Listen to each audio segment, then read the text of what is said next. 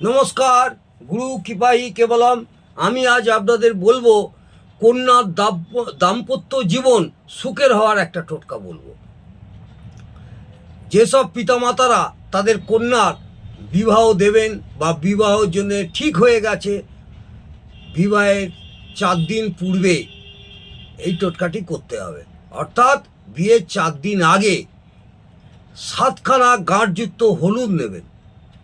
7টি যে পুরনো সিকি পয়সা ছিল সেই 7খানা সিকি পয়সা নেবেন। কিছুটা কেশর নেবেন, একটু সামান্যটা গুড় নেবেন।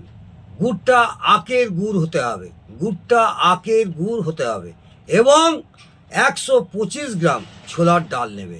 এই ইত্যাদি সামগ্রী নিয়ে একটা হলুদ কাপড়ে পুডলি আকারে বেঁধে কন্যার নিজের শ্বশুর বাড়ির দিকে ছুঁড়ে ফেলে আসতে হবে।